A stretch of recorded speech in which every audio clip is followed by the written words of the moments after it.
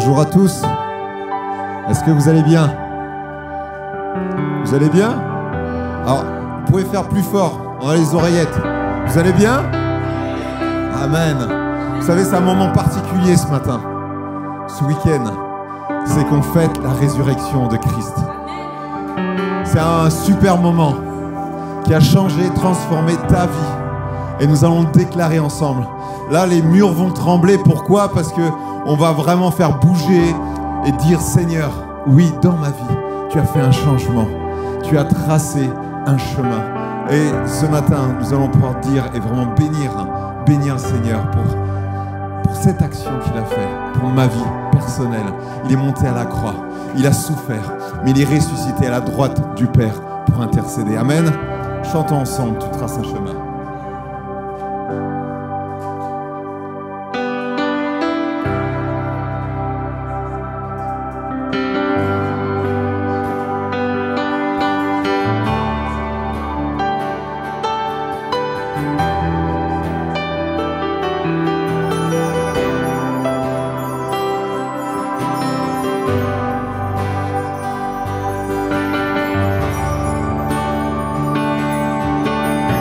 On y va ensemble. Tu es là, présent parmi nous. Je t'adore, je t'adore. Tu es là, agissant parmi nous.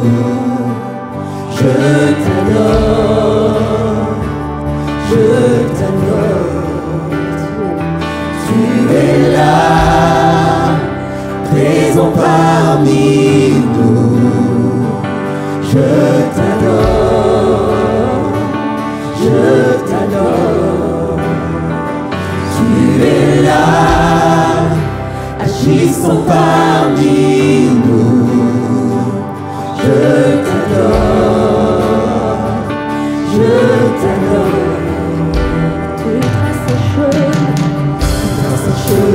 Au terre des nids, tu tiens tes promesses, lumière dans les ténèbres. Mon Dieu, c'est ce que tu es. Tu traces un chemin au Père des miracles, tu tiens tes promesses, lumière dans les ténèbres. Mon Dieu, c'est ce que tu es. Tu es là, transformant nos vies. Je t'adore, je t'adore. Tu es là, hérissant nos cœurs brisés. Je t'adore, je t'adore. Tu es là, transformant nos vies. Je t'adore, je t'adore. Tu es là, tu restaures les cœurs brisés. Je t'adore, oui je t'adore. Tu traces un chemin au Père des miracles. Tu tiens tes promesses, lumière dans les ténèbres. Mon Dieu, c'est ce que tu es. Tu traces un chemin au Père des miracles. Tu tiens tes promesses, lumière dans les ténèbres. Mon Dieu, c'est ce que tu es. Tu traces un chemin. Tu traces un chemin au Père des miracles. Tu tiens tes promesses, lumière dans les ténèbres. Mon Dieu, c'est ce que tu es. Tu traces un chemin au Père des miracles. Tu tiens tes promesses, lumière dans les ténèbres. Mon Dieu, c'est ce que tu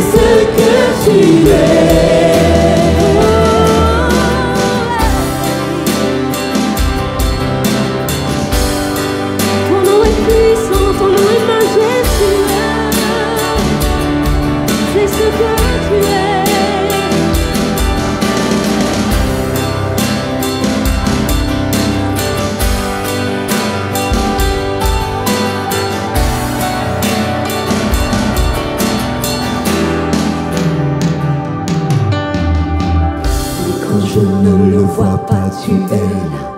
Et quand je ne le sens pas, tu es là. Tu agiras encore. Tu agiras encore. Et quand je ne le vois pas, tu es là. Et quand je ne le sens pas, tu es là. Tu agiras encore. Tu agiras encore. Et quand je ne le vois pas, tu es là. Et quand je ne le sens pas, tu es là. Tu agiras encore. Tu agiras encore. Et quand je ne le vois pas, tu es là. Et quand je ne le sens pas, tu es là. Tu agiras encore. Tu agiras encore. Et quand je ne le vois pas, tu es là. Et quand je ne le sens pas, tu es là. Tu agiras encore. Tu agiras encore. Et quand je ne le vois pas, tu es là. Et quand je ne le sens pas, tu es là. Tu agiras encore. Tu agiras encore. Tu traces un chemin au Père des miracles. Tu tiens tes promesses, lumière dans les ténèbres. Mon Dieu, c'est ce que tu es. Tu traces un chemin au Père des miracles. Tu tiens tes promesses, lumière dans les ténèbres. Mon Dieu, c'est ce que tu es. C'est ce que tu es. C'est ce que tu es. C'est ce que tu es. C'est ce que tu es. C'est ce que tu es. C'est ce que tu es. C'est ce que tu es. C'est ce que tu es. Trace un chemin au Père des miracles. Tu tiens tes promesses, lumière dans les ténèbres. Mon Dieu, c'est ce que tu es. Tu traces un chemin au Père des miracles. Tu tiens tes promesses, lumière dans les ténèbres. Mon Dieu, c'est ce que tu es. Oh Seigneur, tu as tracé un chemin, Seigneur, dans nos vies. Seigneur, et tu nous montres, Seigneur Jésus, combien, Seigneur, ton plan est fantastique.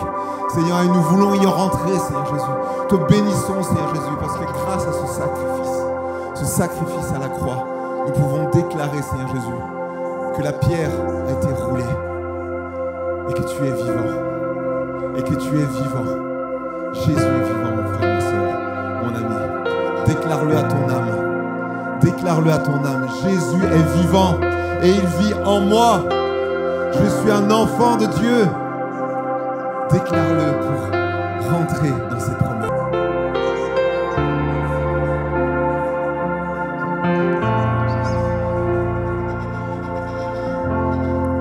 Les étoiles ont pleuré, le soleil s'est voilé, car le Sauveur du monde était tombé. Son corps sur une croix, son sang versé pour nous, sur ses épaules le poids de nos péchés.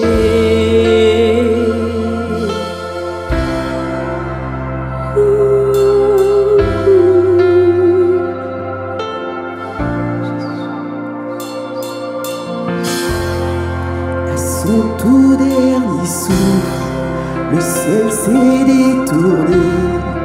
Le Fils de Dieu gisait dans les ténèbres.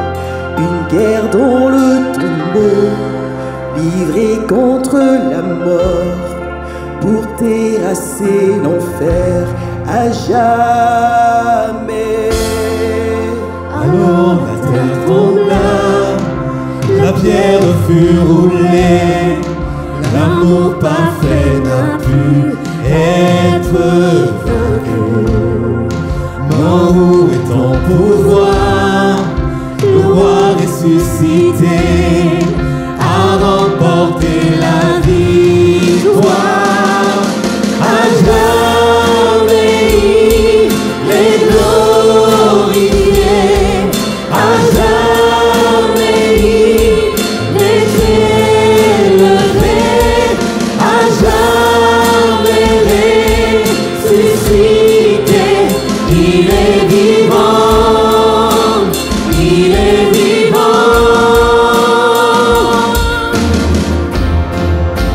Alors la terre trembla, la pierre fut roulée, l'amour parfait n'a pu être vaincu. Mort, où est ton pouvoir? Le roi ressuscité a remporté la victoire, à jamais il est glorifié, à jamais il est élevé, à jamais ressuscité, il est vivant, il est vivant, à jamais il est glorifié, à jamais il est élevé, à jamais ressuscité, il est vivant, il est vivant.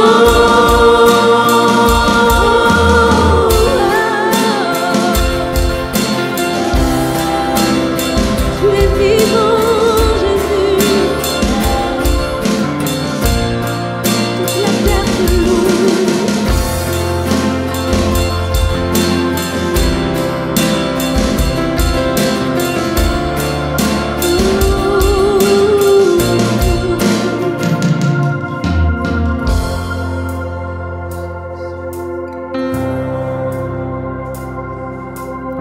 C'est une déclaration.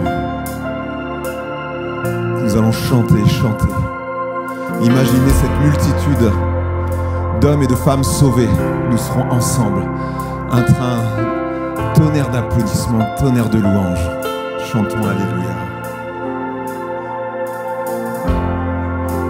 Chantons Alléluia, chantons Alléluia, chantons Alléluia. L'agneau a triomphé, chantons Alléluia, chantons Alléluia, chantons Alléluia.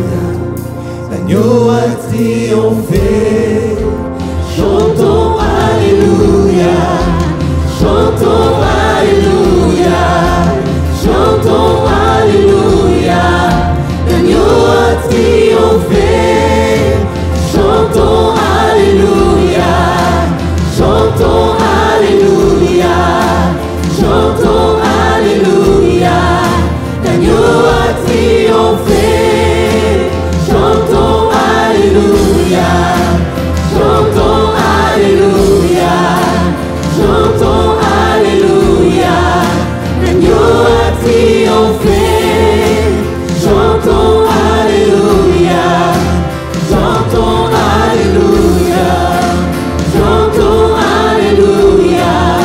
L'agneau a triomphé, chantons Alléluia, chantons Alléluia, chantons Alléluia. L'agneau a triomphé, à jamais il est glorifié, à jamais il est élevé, à jamais ressuscité, il est vivant, il est vivant, à jamais il est glorifié, à jamais il est élevé, à jamais ressuscité.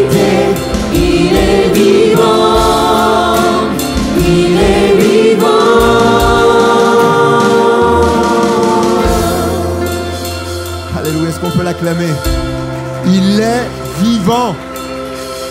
Il est vivant, il vit en toi. Pas dans ce lieu quelque part du vent, il est en toi, Saint-Esprit. Est-ce qu'on peut l'adorer ensemble? Est-ce qu'on peut élever nos voix et déclarer la Pâque et déclarer la résurrection? Amen, Seigneur Jésus. Merci, Seigneur. Parce que, Seigneur, tu es monté à la croix, mais tu en es descendu. Parce que tu as vaincu la mort et l'enfer, Seigneur Jésus. Et Seigneur, maintenant, je suis une nouvelle création. Je glorifie ce temps béni dans lequel tu as accepté. Tu as accepté pour ma vie, pour la vie de mon frère, de ma sœur, de mon ami qui est venu ce matin. Tu es mort pour nous, personnellement. Et nous voulons vraiment glorifier ton nom, Seigneur. C'était un moment charnière dans nos vies où tu as transformé, changé nos vies. Et maintenant, Seigneur, nous voulons déclarer, Seigneur Jésus, que ta bénédiction est sur ton peuple, Seigneur Jésus. Et nous sommes rentrés, Seigneur Jésus, dans ton chemin, dans ta volonté, Seigneur. Béni sois-tu, Seigneur. À toi la gloire, à toi la gloire, à toi l'honneur. Jésus.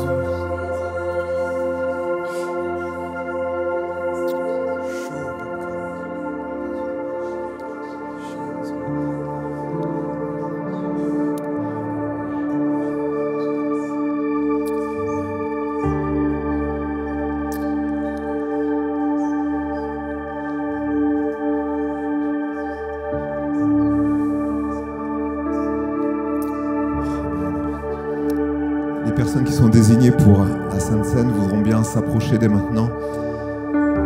On va lire ce texte dans la parole de Dieu où il y parle, bien sûr, que Jésus est ressuscité. Par la grâce de Dieu, je suis ce que je suis et sa grâce envers moi n'a pas été vaine. Loin de là, j'ai travaillé plus que tous, non pas moi toutefois, mais la grâce de Dieu qui est avec moi. Ainsi donc, que ce soit moi, que ce soit eux, voilà ce que nous prêchons. Et c'est ce que vous avez cru. Or, si on prêche que Christ est ressuscité des morts, comment quelques-uns parmi vous disent-ils qu'il n'y a point de résurrection des morts? S'il n'y a point de résurrection des morts, Christ non plus n'est pas ressuscité. Et si Christ n'est pas ressuscité, notre prédication est donc vaine et votre foi aussi est vaine. Il se trouve même que nous sommes de faux témoins à l'égard de Dieu, puisque nous avons témoigné contre Dieu qu'il a ressuscité Christ, tandis qu'il ne l'aurait pas ressuscité, si les morts ne ressuscitent point. Car si les morts ne ressuscitent point, Christ non plus n'est pas ressuscité. Et si Christ n'est pas ressuscité, votre foi est vaine, vous êtes encore dans vos péchés. Et par conséquent, aussi ceux qui sont morts en Christ sont perdus. Si c'est dans cette vie seulement que nous espérons en Christ, nous sommes les plus malheureux de tous les hommes. Mais maintenant, Christ est ressuscité des morts. Il est les prémices de ceux qui sont morts. Car puisque la mort est venue par un homme, c'est aussi par un homme qu'est venue la résurrection des morts. Et comme tous meurent en Adam, de même aussi tous revivront en Christ. Mais chacun en son rang. Christ comme prémisse, puis ceux qui appartiennent à Christ lors de son avènement. Nous voyons que cette parole a un impact glorieux. Un impact glorieux. Jésus est vivant. Il n'y a aucune religion ce matin. Tous ceux qui, ce matin, vont prendre le pain et le vin sont des personnes qui, personnellement, ont été touchées par la grâce de Dieu, qui ont été touchées et visitées. Et vous avez à côté de vous une perle que Dieu aime, que Dieu choisit, que Dieu s'occupe. Alors vous avez une bénédiction à votre gauche, à votre droite, devant, derrière. Ne négligez pas la personne qui est devant vous, derrière vous, à côté de vous. C'est une bénédiction parce que Dieu l'aime. Comme je ne peux pas imaginer que Dieu m'aime. Et ce matin, on va prendre cela ensemble, en étant en communion, en disant « Seigneur, merci, parce que tu es descendu de la croix. » Et si vous êtes aussi beau, c'est grâce à Christ. Si dans ce cœur, il y a tellement de bonnes choses qui veulent sortir, c'est parce que Dieu veut vous amener plus loin, encore et encore. Alors, ce matin, nous sommes vraiment reconnaissants de ce que Christ a fait. C'est un jour de fête, un jour de joie. Dans le ciel, j'aimerais que aussi que, comme dans la parole de Dieu, un homme de Dieu a demandé qu'il puisse voir ce qui se passe. Et il a vu ce qui se passait. Moi, j'aimerais aussi, un jour on le verra ensemble, mais ça doit être fantastique. Il y a une armée, et il y a tout ce cœur, ces anges qui louent, qui adorent, qui bénissent, qui se prosternent avec force et puissance. Et nous puissions rejoindre tous ces êtres célestes. Amen. Frère, rendra grâce pour cette scène. Seigneur, je te remercie pour ton amour, Père, pour ta fidélité, Père. Je te remercie pour cette nouvelle semaine, Père, que tu nous as offert, Père. Je te demande pardon pour nos manquements, Père, pour nos fautes, pour toutes ces fois où on se laisse guider, Père, par la chair. Je te remercie, Père, pour ton amour, Père. Je te remercie pour le sacrifice de ton Fils à la croix, Père. Oui, son sang a coulé pour nous, Père. Sa chair a été crucifiée, Père. Mais il n'est pas resté dans le tombeau, il n'est pas resté sur la croix, Père. Il est ressuscité, il s'est relevé de la mort, Père. Même la mort n'a pu le retenir, Père. Tu es vraiment le Dieu vivant, Père, le Dieu unique, Père, le Dieu seul, le roi des rois, Père. Je te remercie pour ta puissance, Père, pour la vie que tu mets en nous, Père. Je te prie de nous renouveler, Père, de nous garder. Je te prie dans le nom de Jésus. Amen. Tous ceux qui sont baptisés d'eau par immersion puissent soit se lever, soit rester debout afin de faciliter la distribution. On va le célébrer. Louange au Père, gloire au Fils. Béni soit Saint-Esprit pour sa présence dans ma vie.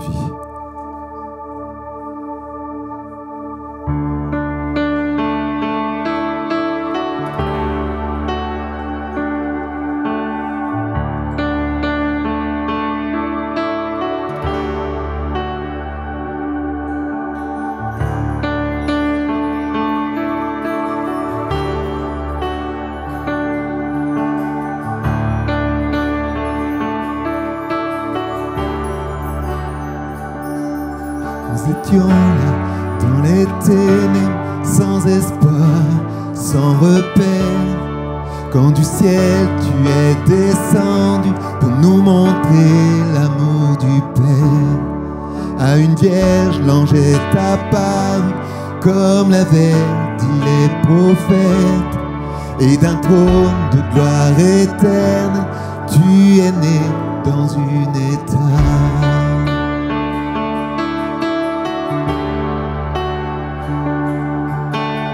Louange au Père, gloire au Fils, béni soit le Saint-Esprit, Dieu trois fois saint, majesté, gloire au roi des rois, à tout jamais.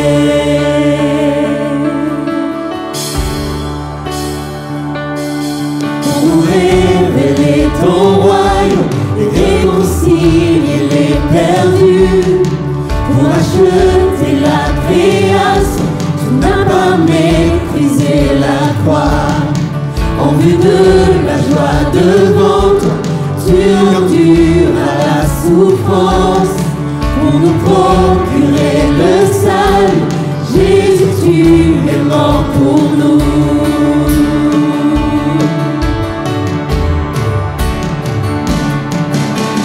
Louange au Père, gloire au Fils, béni soit le Saint-Esprit,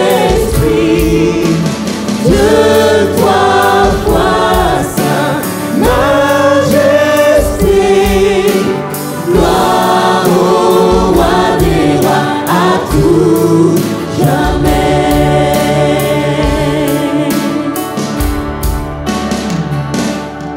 Et à l'aube du troisième jour, tout le ciel retint son souffle. Quand la pierre fut roulée, l'agneau de Dieu a triomphé. Et les morts sortirent de leur tombe, et tous les anges furent dans la joie. Car les âmes de ceux qui croient en notre Père sont restaurées.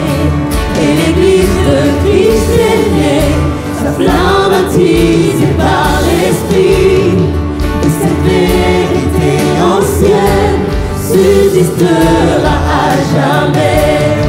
Par son sang et en son nom, par sa victoire je suis libre.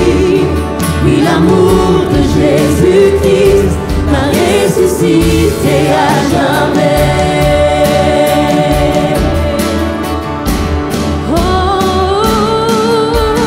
Louange au Père, gloire au Fils, béni soit le Saint-Esprit,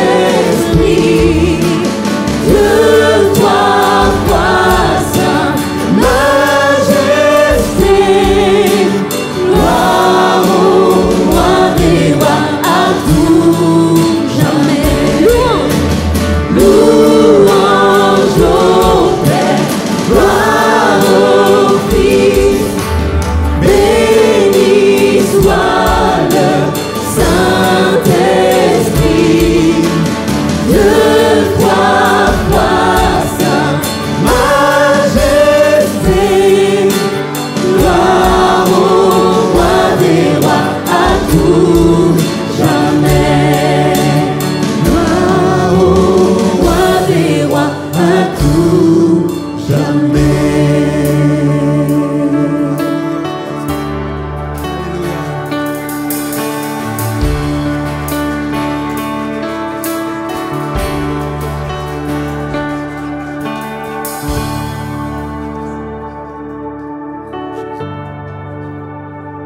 Seigneur, ta présence, Seigneur, est là. Simplement, Seigneur, nous humilier, Seigneur, devant toi. Et reconnaître que ce que nous sommes, Seigneur, ce que je suis maintenant, tu l'as permis, Seigneur. Et tu travailles dans nos cœurs, dans nos vies. Tu as fait un plan merveilleux. Tellement de belles choses, Seigneur, d'âmes sauvées, de guérison, de miracles, de signes et de prodiges. Le Saint-Esprit est toujours dans l'action. Dieu, c'est un Dieu d'action. Il n'a jamais cessé d'agir encore et encore et encore. Et nous pouvons vraiment déclarer et voir que demain, nous allons pouvoir découvrir encore des choses merveilleuses que Dieu va faire dans ta vie, dans ma vie, dans ta famille, dans ma famille. Parce que Dieu est grand. Dieu est glorieux. Amen. Béni sois-tu, Seigneur. Frères, on va passer pour les offrandes. Il y a deux passages. Pour la corbeille marron, ce sera pour l'église. Corbeille blanche pour la construction de la nouvelle église. Et on va chanter ce dernier chant qui nous dit rien au monde que toi. Alors, peut-être que tu aimes des choses de ce monde plus que Dieu. Plus que Dieu. Et ce chant dit, Seigneur, j'ai besoin de toi. Pardonne-moi lorsque je viens dans ta présence juste par habitude. Lorsque je viens et que je suis froid et je suis juste spectateur, pardonne-moi. Parce que justement, je devrais pleurer à genoux pour tant de bonté et de grâce sur ma vie. Alors Seigneur, oui, que nous puissions, que ce soit dans les cœurs ou si vous voulez lever les mains, cette prière, pardonne-moi Seigneur.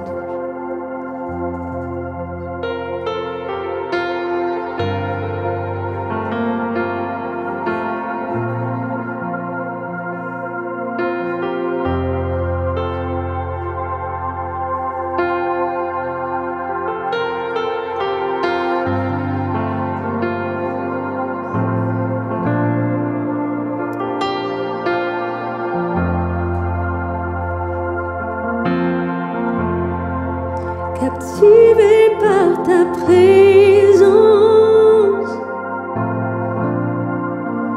je désire rester à tes pieds. Captivé par ta sainte présence, je veux m'abandonner. Je ne cherche pas ta main. Tu ne me dois rien, tu m'as comblé. Au-delà de ce que tu peux faire, je veux ton cœur. Ensemble. Pardonne-moi quand tout n'est qu'une habitude. Pardonne-moi quand j'oublie pour qui je chante.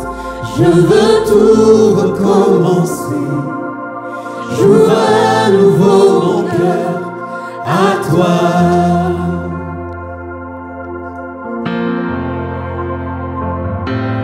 Pardonne-moi quand je ne pensais qu'à moi seul. Pardonne-moi lorsque toi seul ne suffit pas. Je veux tout recommencer. J'ouvre à nouveau mon cœur à toi.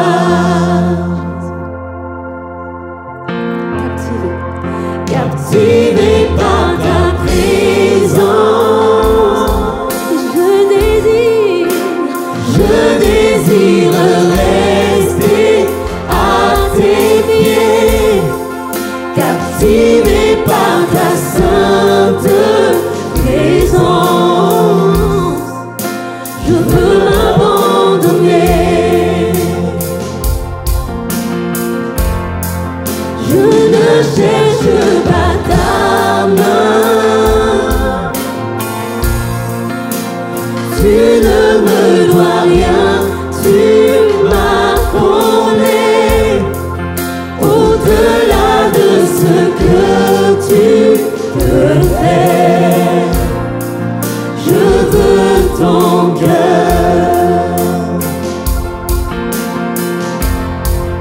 Je veux ton cœur. Rien au monde, rien au monde ne peut me combler. Je veux ton cœur. Rien au monde, rien au monde ne peut me combler. Je veux ton cœur. Rien au monde, rien au monde ne peut me combler. Je veux ton cœur. Rien au monde, rien au monde ne peut me combler.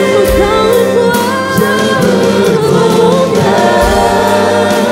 Rien au monde, rien au monde ne peut me combler. Je veux ton cœur. Rien au monde, rien au monde ne peut me combler.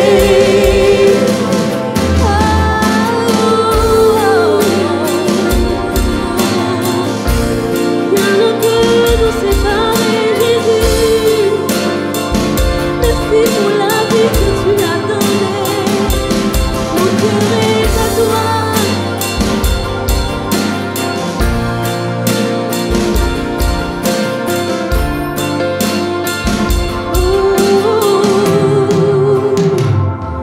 Je veux tout recommencer. J'ouvre à nouveau mon cœur à toi. Oui, je veux tout. Je veux tout recommencer. J'ouvre à nouveau mon cœur à toi.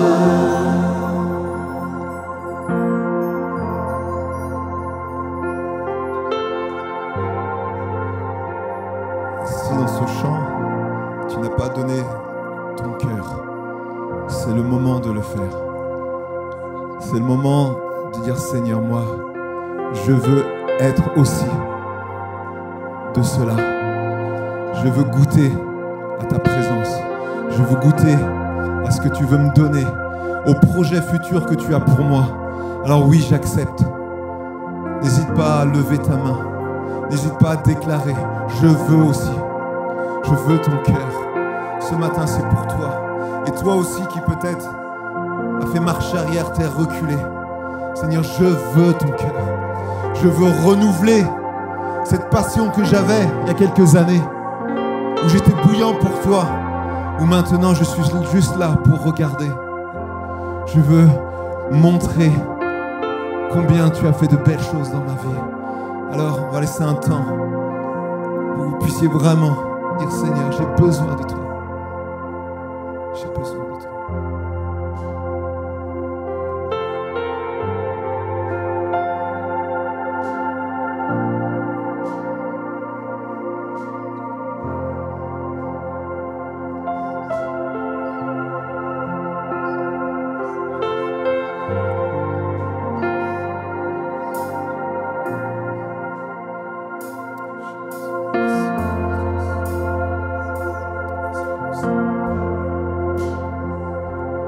Je veux tout recommencer. J'ouvre à nouveau mon cœur à toi. Dites-le encore. Je veux tout recommencer. Je veux tout recommencer. J'ouvre à nouveau mon cœur à toi. Je veux tout recommencer. Je veux tout recommencer. J'ouvre à nouveau mon cœur à toi.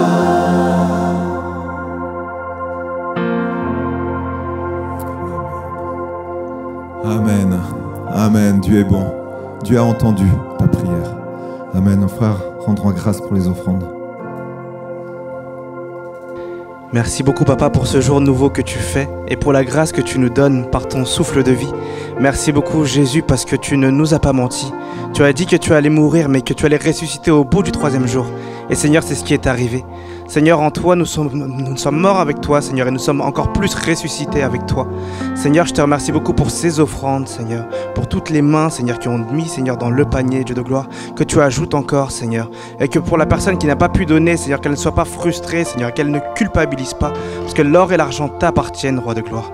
Je te prie, Seigneur, vraiment que tu puisses la bénir, Seigneur, au travers de son travail, Seigneur. Que tu puisses, Seigneur, vraiment la bénir, Seigneur, afin que la prochaine fois, elle pourra donner. Seigneur, cette œuvre nous dépasse tous. Parce que, Seigneur, nous voulons seulement agrandir l'Église pour accueillir, Seigneur, de nouvelles personnes. Mais toi, tu veux faire, Seigneur, quelque chose de plus glorieux, Seigneur, de plus grand. Donne-nous seulement, mon Dieu, de croire, mon Dieu, de nous soumettre à ta parole, Seigneur, et de croire. Donne-nous seulement de croire en toi, Seigneur, et ainsi, tu feras des choses merveilleuses. Seigneur, je te prie pour ton serviteur qui va apporter, Seigneur, la parole. Que vraiment nous puissions disposer nos cœurs, Seigneur, et être totalement focalisés sur ce que tu as à nous dire. Je te prie également pour les personnes, Seigneur, nouvelles qui nous rejoignent, Seigneur Jésus. Que tu puisses, Seigneur, vraiment nous garder, Seigneur, pendant ce culte, mon Dieu, et graver en nous, Seigneur, les paroles que l'on va entendre. En ton nom puissant, Jésus, j'ai prié. Amen.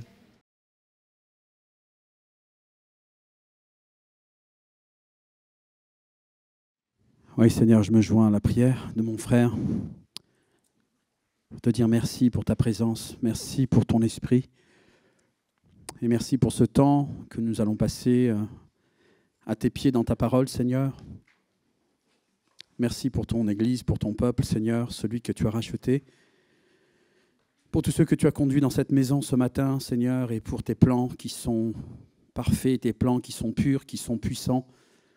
Tu n'es pas une légende, tu n'es pas une statue, mais tu es le Dieu véritable, le Dieu qui agit, le Dieu qui entend, le Dieu qui parle, le Dieu qui guérit, le Dieu qui sauve. Alléluia. Alors merci ce matin pour l'action de ton esprit une fois de plus. Nous sommes réunis là à tes pieds en ton nom, dans le nom de Jésus de Nazareth.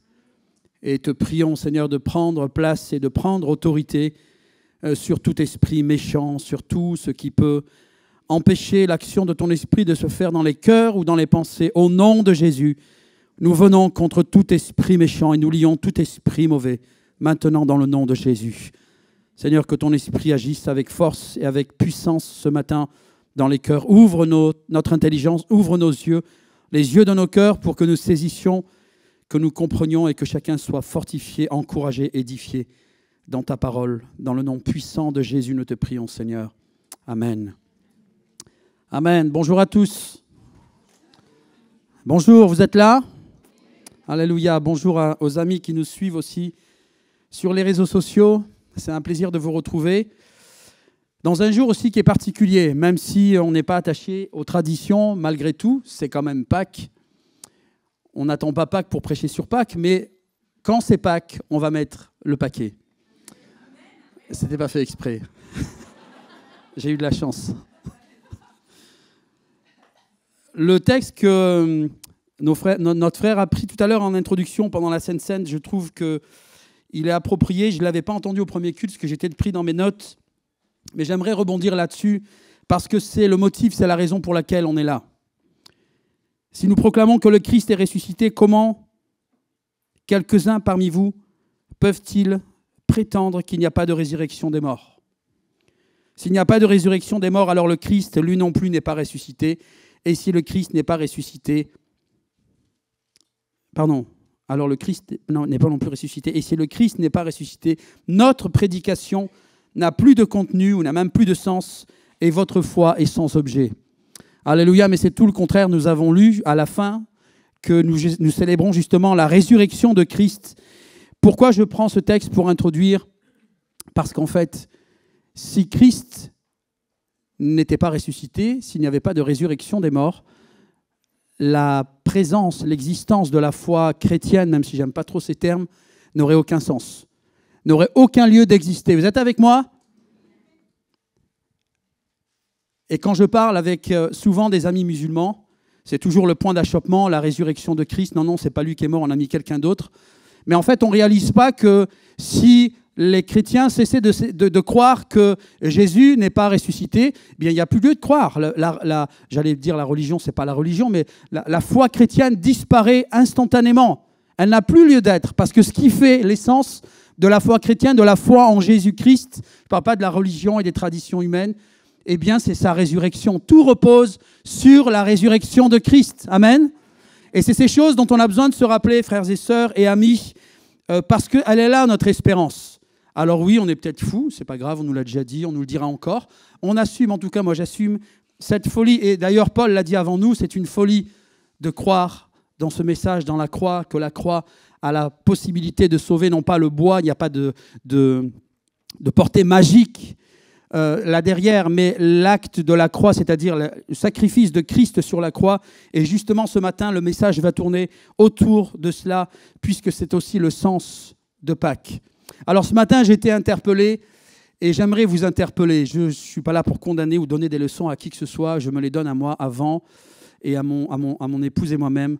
Mais ce matin, voilà, ça peut faire sourire. J'étais derrière, justement, je reprenais des notes parce que mon ordinateur m'a fait un mauvais coup, et j'entendais les enfants qui répondaient à une chrétienne qui les questionnait sur ce que signifiait Pâques pour eux. Et la même réponse qu'on attend chaque fois, c'est la même.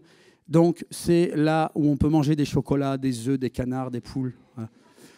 Alors, on en sourit. Mais quand il s'agit d'enfants qui sont issus de familles chrétiennes, eh bien, moi, je pense qu'il faut qu'on s'inquiète, les amis. Et moi, le premier, quand je vais rentrer, je vais questionner mes enfants. Asseyez-vous. C'est quoi pour vous Pâques? Et on ne va pas lâcher jusqu'à ce qu'ils comprennent ce qu'est Pâques. Je regrette d'ailleurs qu'ils ne soient pas ici dans les rangs ce matin pour entendre le message. Mais en fait, frères et sœurs, c'est révélateur. Et il y a cette légèreté qui est dans nos vies, qui ne devrait pas exister, où déjà nous, ça serait intéressant de savoir les réponses que vous pourriez donner sur ce que représente Pâques pour vous. Et au-delà de vous, ce que ça représente véritablement. Est-ce que vous avez pensé? Est-ce que vous seriez capable de répondre à ça? Et si nous ne sommes pas capables, comment est-ce que nos enfants le seraient? Et je vous invite à faire ce test en rentrant chez vous. Questionnez-vous entre conjoints et questionnez vos enfants. Et si jamais vous avez des réponses en chocolat, alors ouvrez la Bible et puis lisez avec eux. Vous savez, moi, j'aime me remettre en question, je n'ai pas de mal avec ça. Je peux avoir tout un tas de défauts, mais pour ce qui est de me remettre en question, ça, j'ai pas de souci. C'est comme ça qu'on avance et qu'on grandit. Mais si à notre niveau, il y a une défaillance dans nos réponses, s'il y a une défaillance dans ce en quoi nous croyons et dans ce en quoi nos enfants croient, c'est pas parce qu'ils sont petits, qu'ils sont enfants, que nous devons négliger ça. Et souvent, il y a un peu cet état d'esprit dans nos milieux. On dit « Oh, c'est pas grave, les enfants, bon, il y a l'école du dimanche. Et puis, ce qui est important, c'est nous les adultes. » Non, on se trompe. Les enfants sont tout aussi importants, les ados sont tout aussi importants, les jeunes sont tout aussi importants. Il n'y a pas de rang de priorité, vous comprenez? Et nos enfants, du plus jeune au plus âgé, doivent connaître.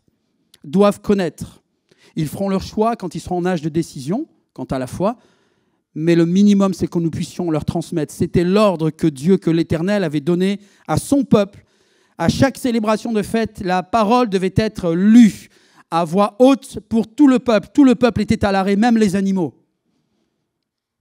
Et la lecture de la parole était faite pour que la transmission de la connaissance se transmette d'une famille à l'autre, d'une génération à l'autre. Parce que les enfants qui n'avaient pas vécu les hauts faits de Dieu, ceux qui sont arrivés plus tard, qui sont nés dans les années, dans les décennies suivantes, n'ont pas vécu les choses que les anciens dans Israël avaient vécues.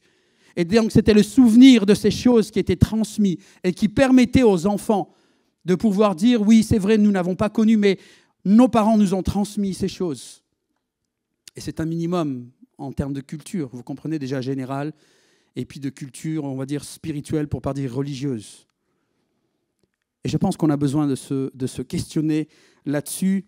Je ne veux pas commencer avec une mauvaise note, mais en même temps, ça nous interpelle, frères et sœurs. On a besoin de recentrer certaines choses. Je ne veux pas faire de comparaison, mais vous savez, dans la communauté musulmane, à partir de 4 ans, 5 ans, 6 ans, les enfants, ils sont pris, bon, c'est une autre histoire, mais les enfants sont pris pour être entraînés à réciter le Coran.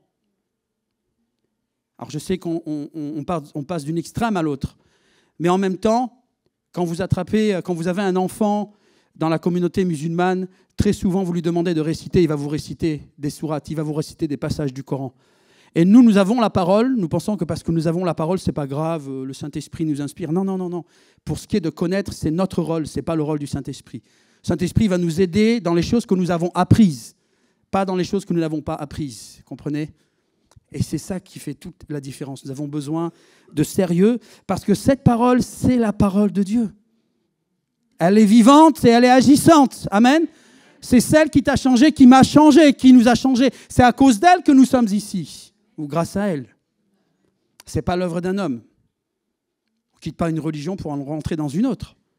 Sinon, moi je restais dans la mienne, ce n'était pas nécessaire. Mais parce que j'ai vécu et ce que j'ai expérimenté, et la vérité, je l'ai éprouvé pendant des années, alors je marche et j'en suis convaincu. Et je m'efforce de partager et de transmettre à ceux qui sont autour de moi. Amen. Vous êtes toujours là? Alors ce matin, vous vous doutez bien, on va prendre du temps sur le thème, si on peut commencer à afficher le premier slide, Christ, notre Pâques. Dans le Nouveau Testament, au sens propre, il n'y a pas vraiment de Pâques. Vous allez comprendre. Le titre, j'aurais pu mettre de la Pâque à la Cène, C-E-N-E, ou de la Pâque au repas du Seigneur. Et tout dans l'histoire de l'humanité tourne autour de cet acte, frères et sœurs et amis, tout.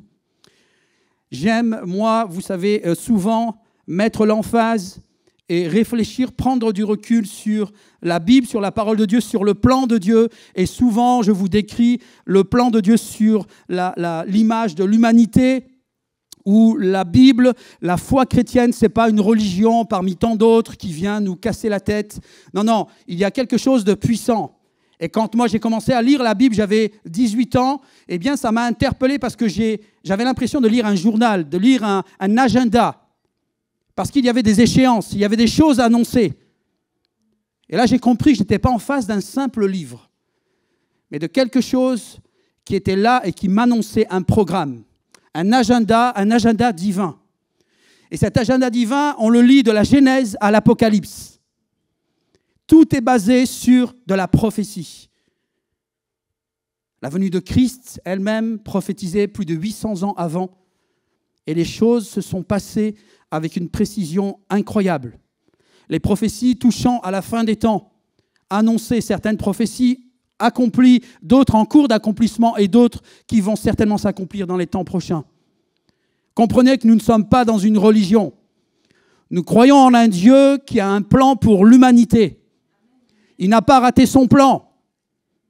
Les gens sont toujours avec la même question. On avait ces questions. Oui, alors pourquoi tous les morts? Pourquoi Dieu a permis que Satan prenne le pouvoir? Les choses sont ainsi. On aura toutes les réponses dans le ciel. Pour l'instant, la compréhension des choses, c'est que Dieu n'avait pas, comment on dit ça en français, n'avait pas destiné le monde à être tel qu'on le voit. Il n'avait pas formé de cette manière-là. Les circonstances ont fait que le monde est devenu ce qu'il est actuellement. Mais Dieu avait un plan de sauvetage. Non pas qu'il s'est trompé, il s'est dit à la dernière minute, qu'est-ce que je vais faire? Non, non, non. Le plan de sauvetage était déjà prévu aussi de toute éternité. C'est ça qui est impressionnant. Et vous pouvez le lire, nous pouvons vous le montrer, vous le prouvez, preuve à l'appui, preuve écrite à l'appui. Et dans ce plan, l'humanité s'inscrit dans ce plan.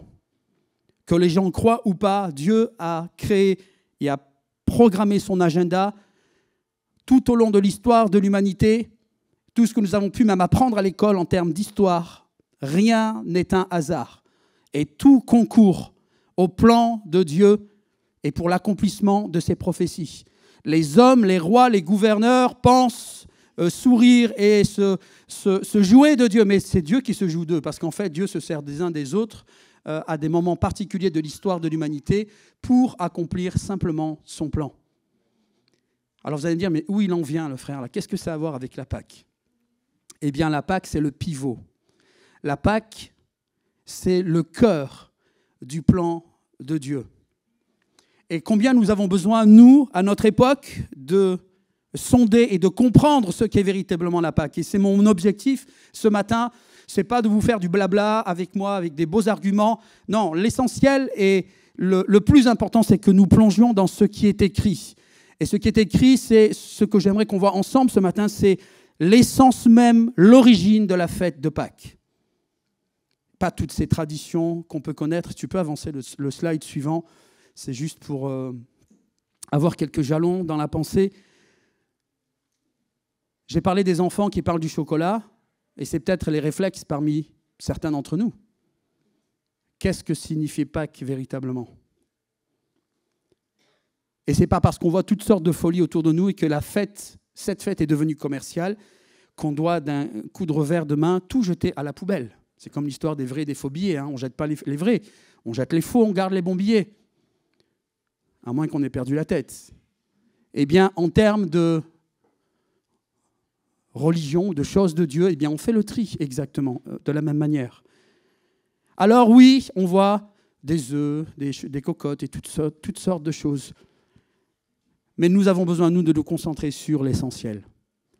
Parce que le sens de la fête de Pâques, les racines, l'origine de ces choses, déterminent l'intention qu'il y a dans le cœur de Dieu et le plan qu'il y a dans le cœur de Dieu. Et tous les efforts, oui, je dis les efforts que Dieu a mis en place pour que ce plan soit mis à exécution dans l'histoire de l'humanité et qui s'exerce depuis des millénaires. On peut avancer? Alors, le mot Pâques vient du mot grec Pessar. La plupart d'entre vous, vous savez ces choses. Pessar qui signifie littéralement, donc c'est un mot hébreu qui signifie passage, un passage, qui signifie passer par-dessus, ou même sauter, dans le sens, vous voyez, de sauter par-dessus, de sauter quelque chose, de l'éviter. Et cette pensée-là, elle est reprise plusieurs fois dans l'Ancien Testament, de manière diverse, puisqu'elle décrit plusieurs actions. Et vous allez les voir, on va les lire ensemble maintenant dans ces textes. J'aime plutôt que de grands discours lire et que chacun puisse comprendre et tirer la substance des choses qu'on va lire ensemble, parce que c'est là le plus important, au-delà de tout ce que je pourrais raconter. Alors on va lire, si vous voulez bien, Exode chapitre 11. On va commencer, ce n'était pas prévu. Je ne sais pas si... Voilà, mon frère est prêt, parfait. Donc lisons ensemble dans la version du Semeur. L'Éternel dit à Moïse: « Je vais encore faire venir un fléau pour frapper le Pharaon et l'Égypte. » Alors vous vous souvenez, le contexte, Israël, les Juifs sont en esclavage depuis plus de 400 ans en Égypte, dans la souffrance et dans les cris, puisqu'ils crient à Dieu, à l'Éternel, dans l'attente d'un Messie qui était promis. Et donc, pendant des décennies, le peuple d'Israël crie à l'Éternel pour un libérateur. Ce libérateur arrive sous la personne de Moïse, qui est aussi un type, on appelle ça en théologie, un type de Christ. Moïse n'est pas Christ, mais c'est un type, c'est le reflet. C'est en fait une image imparfaite, parce que Moïse n'est pas Christ, mais en tout cas dans son profil, dans sa mission, dans sa compétence, eh bien Moïse va ressembler en tout et pour tout au profil de Christ, qui va être, lui, le libérateur pour l'humanité. Moïse est donc envoyé, vous connaissez le récit certains, auprès donc des siens, de ses frères, pour les libérer de l'esclavage, de l'oppression de Pharaon et de l'Égypte. Le Pharaon tient tête et refuse lorsque Moïse va auprès de lui. Vous savez que Moïse était à la cour du Pharaon avant donc qu'il sache qu'il était un Hébreu et qu'il soit, après son exode dans le désert, que Dieu, l'Éternel, lui parle. Eh bien, Moïse revient auprès de Pharaon, réclame la libération de son peuple. Et Pharaon refuse à plusieurs reprises. Et c'est à ce moment que les plaies sont envoyées sur l'Égypte. Les 10 plaies d'Égypte. Et c'est intéressant, les amis, c'est que ces plaies, ce n'était pas juste une petite guéguerre, vous comprenez ? Ce n'était pas juste pour contraindre Pharaon de lâcher les Israélites et de les laisser quitter l'Égypte. Mais nous allons le lire, en fait, Dieu est venu porter un jugement contre les dieux de l'Égypte. Il est venu porter un jugement contre les dieux de l'Égypte. Il les a affrontés et il les a vaincus. Et ça sera le sujet d'un autre message, mais chaque plaie représente une divinité qui était présente en Égypte et que Dieu a menée à la dérision et qu'il a vaincue. C'était un affront et c'était une victoire sur l'Égypte et sur ses dieux pour montrer à Pharaon que malgré sa toute-puissance et la diversité de ses dieux, les puissances de ces dieux n'avaient rien à voir avec la puissance du Dieu de Moïse, de l'Éternel. Et donc là, nous sommes au moment de malheureusement, de cette 10e plaie. Dieu parle à Moïse et lui dit « Je vais encore faire venir un fléau pour frapper le Pharaon et l'Égypte. Après cela, il vous laissera partir d'ici et même il vous chassera définitivement de son pays.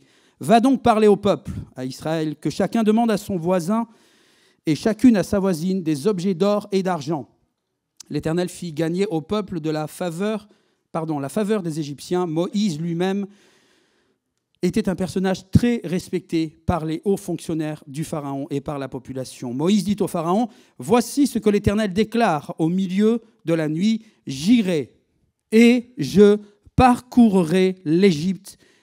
Je parcourrai l'Égypte. Pessar. Je vais passer. » C'est l'Éternel qui parle. Il dit à Moïse, « Je parcourrai, je vais passer, je vais Pessar au milieu du peuple d'Égypte. » Dans ce pays...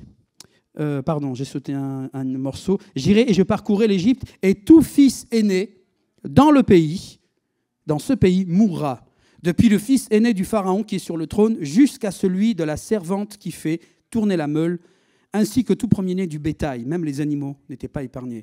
« De grands cris s'élèveront dans tout le pays, comme il n'y en a jamais eu, et comme il n'y en aura plus de semblables.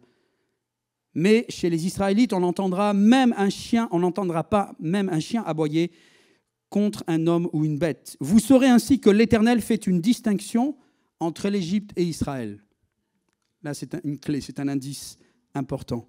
Vous saurez que l'Éternel fait une distinction entre l'Égypte et Israël. Alors tous les hauts fonctionnaires qui t'entourent viendront me trouver et se jetteront à mes pieds en suppliant, « Va-t'en, toi, et tout le peuple qui marche à ta suite. Après cela, oui, je partirai. » Moïse sortit alors de chez le Pharaon dans une grande colère. L'Éternel lui avait dit, « Le Pharaon ne vous écoutera pas, afin que mes prodiges se multiplient en Égypte. » Moïse et Aaron accomplirent donc tous ces prodiges en présence du Pharaon, mais l'Éternel rendit son cœur obstiné, de sorte qu'il ne laissa pas les Israélites quitter son pays. On passe au chapitre 12. L'Éternel parla à Moïse et à Aaron en Égypte. Il leur dit, « Ce mois-ci sera pour vous le premier mois de l'année. Donnez à toute la communauté d'Israël les instructions suivantes. Le 10e jour de ce mois, c'est le mois de Nissan, donc chez les Hébreux, chez les Juifs, que chaque maison ou chaque famille se procure un agneau. » Écoutez bien. que chaque famille se procure un agneau. Verset 4, si dans une maison, on est trop peu nombreux pour manger un agneau, qu'on associe à la famille voisine la plus proche, en tenant compte du nombre de personnes, et l'on choisira l'agneau en fonction de ce que chacun peut manger. Vous prendrez un agneau ou un chevreau sans défaut, un mâle âgé d'1 an. Vous le garderez jusqu'au 14e jour de ce mois, et ce jour-là, tout l'ensemble de la communauté d'Israël immolera ses agneaux à la nuit tombante. Le commandement de l'Éternel, c'était que chaque famille allait prendre un agneau. En fait, chaque verset, chaque mot là est un détail crucial, fondamental, très important. Parce qu'en fait, ce que nous lisons là, et ce que Dieu institue au travers de cette fête de Pâques, à l'époque, eh bien, c'est encore une annonce prophétique. C'est l'annonce de quelque chose de plus grand, de quelque chose de parfait. C'est comme ça, très souvent, le langage dans la parole de Dieu, il y a des annonces prophétiques qui sont faites avec des éléments, avec des animaux, avec des personnes.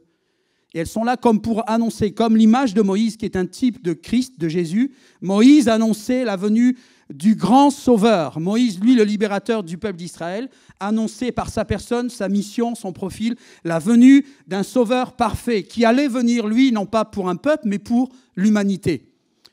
Et cet agneau-là, eh bien, il a une place importante. Écoutez bien, les amis. Quand Dieu demande à Moïse de demander à chaque famille de prendre un agneau, cet agneau, en fait, il était demandé qu'il soit mis à part. Chaque famille avait très souvent des troupeaux. Et de chaque troupeau, il devait être pris un agneau, sans tache, sans défaut, d'1 an.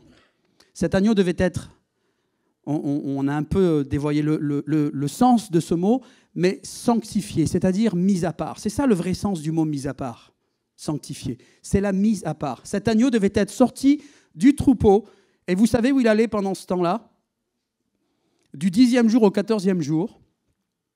Eh bien, ça faisait 3 jours exactement où l'agneau devait être mis dans les maisons. Chaque famille devait prendre un agneau, l'amener à la maison, et chaque famille vivait avec cet agneau dans sa maison pendant 3 jours. Un petit agneau avec lequel certainement les enfants devaient jouer. Et on s'habituait à vivre avec ce petit agneau. On mangeait avec cet agneau, on dormait avec cet agneau, on se levait avec cet agneau, on allait jouer dehors avec cet agneau pendant 3 jours. Et vous pensez bien que les enfants posaient souvent la question, mais Père, pourquoi cet agneau? Pourquoi faire? C'est quoi le but? C'est la première fois qu'on fait ça, de mettre un agneau dans la maison. Les agneaux doivent être dans les champs avec les autres. Mais celui-là, il est tout seul ici à la maison. Pourquoi? Eh bien, c'était en obéissance à ce que l'Éternel avait commandé. Et cet agneau, donc, le Père, la réponse qu'il donnait à son enfant, à ses enfants, c'est que cet agneau, en fait, c'était l'agneau de Dieu. Parce que cet agneau était destiné à être donné en sacrifice, à être immolé. Donc, il était mis de côté, mis à part, sanctifié pour Dieu, parce qu'on allait le sacrifier, on allait le tuer. Et chaque famille devait faire de même. Donc, vous comprenez, et on va continuer la lecture, c'est que chaque famille à l'époque, chaque famille israélite, chaque famille juive, à partir de ce moment-là, savait, connaissait ce terme de agneau de Dieu. Ils savaient que l'agneau de Dieu, c'était cet agneau qui était pris chaque année à la célébration de la fête de Pâques, qui était mis de côté et qui était destiné à être immolé. Donc c'était quelque chose qui était intégré dans la connaissance et dans la culture du peuple d'Israël. Continuons la lecture, verset 7. « On prendra de son sang, de cet agneau, et l'on en badigeonnera les 2 montants et le linteau de la porte des maisons où il sera mangé. On en retirera la viande et on la mangera cette nuit-là avec des pains sans levain et des herbes amères. Vous n'en mangerez rien qui soit à moitié cuit ou bouilli dans l'eau. Tout sera rôti au feu avec la tête, les pattes et les abats, toute la bête entière. Vous n'en garderez rien pour le lendemain. S'il reste quelque chose, jusqu'au lendemain, vous le brûlerez. Vous le mangerez à la hâte, c'est-à-dire en vous dépêchant. Vous n'aurez pas le temps de vous installer, de faire une grande table. Vous allez manger cet agneau Et ce repas même à la hâte. Prêt à partir, la ceinture nouée au rein, les sandales aux pieds et le bâton à la main pour la marche. Ce sera la Pâque que l'on célébrera en l'honneur de l'Éternel. Ça, c'est l'institution divine de la Pâque. C'est le vrai sens biblique de ce qu'est la Pâque. Et on comprend que c'est institué par Dieu parce qu'elle a une portée pédagogique et une portée surtout prophétique. Je parcourrai l'Égypte, Pessar. Je pessarerai dans l'Égypte. Je vais passer dans l'Égypte. C'est Dieu lui-même qui parle. Je passerai, je parcourrai l'Égypte cette nuit-là, et je frapperai tout premier-né dans le pays, homme et bête, et j'exercerai ainsi mes jugements, écoutez bien, contre tous les dieux de l'Égypte. Je suis l'Éternel. Et on sait que l'Éternel, dans la Bible, ne veut pas avoir d'autres dieux devant sa face et devant la face des hommes, puisqu'il est le seul vrai Dieu. Le sang sera pour vous un signe sur les maisons où vous serez. Je verrai le sang, je passerai par-dessus vous, je pessarerai par-dessus vous, je passerai par-dessus les maisons sur lesquelles vous aurez mis le sang, sur les montants et sur les linteaux des portes. Le sang représentait quelque chose, et l'ange exterminateur qui passerait cette nuit-là dans le camp n'aurait pas l'autorisation de rentrer pour faire son dégât dans ces familles-là. Il serait obligé de contourner et de passer par-dessus sans toucher les occupants et les enfants de ces maisons-là. Le sang sera pour vous un signe sur la maison où vous serez. Je verrai le sang, je passerai par-dessus vous. Ainsi, le fléau destructeur ne vous atteindra pas lorsque je frapperai l'Égypte. Amen. Alors, comment est-ce que du sang peut permettre à cet ange exterminateur de ne pas rentrer dans ces maisons pour tuer les premiers-nés? Tout est lié à l'agneau, mes amis. Ça a coûté la vie d'un agneau dans chaque maison. Chaque maison a eu un agneau pendant 3 jours, sans défaut, 1 an, dans la maison. Et cet agneau a été immolé. Et c'est en quelque sorte, et ce n'est pas en quelque sorte, c'est véritablement la portée symbolique, c'est que la condamnation, le mal, le péché qu'il pouvait y avoir dans cette famille, il tombait. La condamnation tombait sur cet agneau. Et ça signifiait à l'ange exterminateur qui passait dans le camp qu'à chaque fois qu'il voyait le sang, c'était pour dire quelqu'un a payé déjà ici. Ça a coûté la vie d'un agneau. Passe ton chemin. Et donc l'ange est passé d'une maison à l'autre et chaque fois que le sang était là, vous avez certainement vu Le Prince d'Égypte, c'est quand même assez bien réalisé. L'ange arrive et il voit le sang et il fuit, il part dans les autres maisons. Et là, par contre, où le sang n'était pas présent, l'ange exterminateur rentrait et faisait son travail. Verset 14, de génération en génération, vous commémorerez ce jour par une fête que vous célébrerez en l'honneur de l'Éternel. Cette fête, écoutez bien, est une institution en vigueur à perpétuité, qui ne finit pas. Elle n'a pas de terme.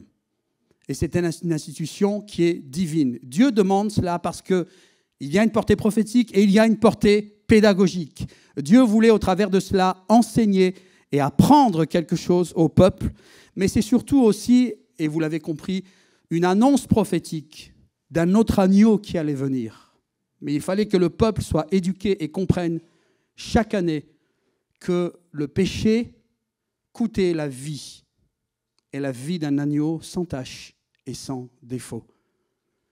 Le péché a une valeur, malheureusement, a un prix, et son prix, c'est la mort. Et comme Dieu est juste, il faut que cette mort soit exercée. C'est une question légale, tout simplement. Cette fête est une institution en vigueur à perpétuité. Pendant 7 jours, vous mangerez des pains sans levain.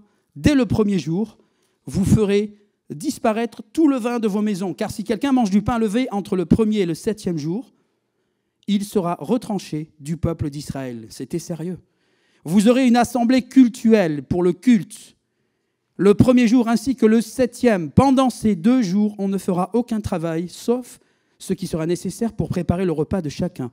vous célébrerez la fête des pains sans levain pour commémorer ce jour où j'aurai fait sortir vos tribus d'Égypte. Et question de délivrance, là, vous comprenez? Nous, on a regardé les films, les dessins animés, on s'est dit, waouh, c'est super, c'est génial. Mais pendant 400 ans, le peuple d'Israël était en esclavage en Égypte. Pendant 400 ans, plus de 400 ans, ils ont souffert, pleuré. Ils sont morts. Les enfants sont morts en Égypte à cause de l'oppression de Pharaon.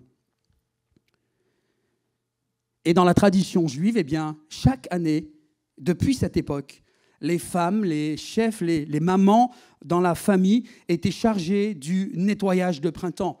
Et elles étaient chargées de chercher dans tous les recoins de la maison la moindre présence de pain ou d'aliments qui avaient été fabriqués, conçus avec du levain. Alors on se dit, mais qu'est-ce que ça signifie ça? C'est quoi le problème? Là aussi, il y avait quelque chose de pédagogique, parce que le levain, c'est l'image aussi que Jésus reprend en désignant donc comme la représentation de ce qui est le péché, en fait. Un peu de levain fait lever toute la pâte. Donc c'est la présence du mal qui était là, et les gens, les Juifs devaient se prendre entre guillemets au jeu, si on peut dire ça comme ça, et les mamans donc étaient chargées de retirer toute présence de levain dans la maison, toute présence de pain qui avait été fabriqué avec du levain. C'était la première chose à faire avant de commémorer, de célébrer la fête de Pâques. Il est parlé ici de la fête des pains sans levain, mais en fait, c'est intrinsèquement la même fête. Pâques et la fête des pains sans levain, même si c'est deux fêtes distinctes avec deux noms distincts, c'est quand même la même fête. On est dans la même fête et on est dans la préparation de la commémoration de Pâques. À cette époque, peut-être ça n'avait pas trop de sens, puisqu'il fallait juste chercher des morceaux de pain, des choses comme ça. On était dans la symbolique. Mais cette symbolique encore annonçait des choses à venir, vous comprenez? C'était le reflet imparfait de choses parfaites qui allaient venir et qui allaient s'accomplir dans les temps futurs, et qui se sont accomplies donc à l'époque où Jésus était sur terre. Vous célébrerez la fête des pains sans levain pour commémorer ce jour où j'aurai fait sortir vos tribus d'Égypte. Vous observerez ce jour-là de génération en génération comme une institution en vigueur à perpétuité. C'est la deuxième fois, une répétition. À partir du soir du 14e jour du premier mois, vous mangerez des pains sans levain jusqu'au soir du 21e jour. Pendant 7 jours, on ne devra trouver aucune trace de levain dans vos maisons. Toute personne qui mangera du pain levé sera exclue de la communauté d'Israël, que ce soit un étranger ou l'un des vôtres. Vous ne consommerez aucune pâte levée dans tous les lieux où vous habiterez. Vous ne mangerez que des pains sans levain. Et Dieu, de façon pédagogique, essaye d'enseigner le peuple pour leur faire comprendre la gravité du mal, en fait, la gravité du péché, qu'en fait, on ne rigole pas avec ça. Et ça peut entraîner même le retrait, le rejet d'un des membres de la communauté, de sa communauté. Ça peut être le prix pour sa disqualification, si on peut dire. Moïse convoqua tous les responsables d'Israël, leur dit « Allez chercher un agneau ou un chevreau par famille, prenez-le et immolez-le comme agneau pascal de Pâques.